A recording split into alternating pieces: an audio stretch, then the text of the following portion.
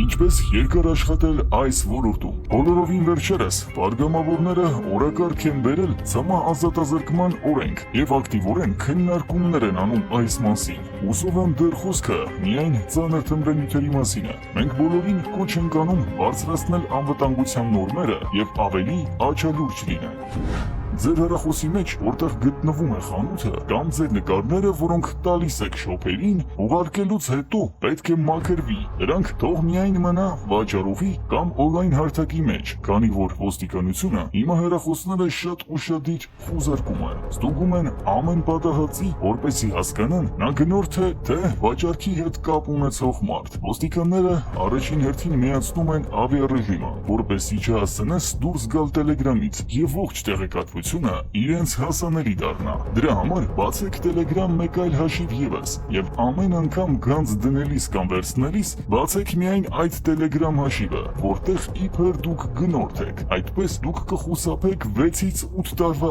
ազատազրկումից։ Բացի այս ամենը, նշեմ, որ հասարակությունը չափազանց ուշադիր է, երբ շրջապատում ինչ-որ մեկը կտրուկ ֆինանսապես կայունանում է։ Չի կարող մարդ ուղղակի շուտ հարստանալ, ավտոմեքենա եւ իրեն պատկանող թանկարժեք իրեր գնի։ Այս ամենը լինում է հերթականությամբ։ Աշխատեք ձեր մեծ գումարները ներդնել տարբեր երկրներում անշարժ գույք ձեռք բերելու վրա։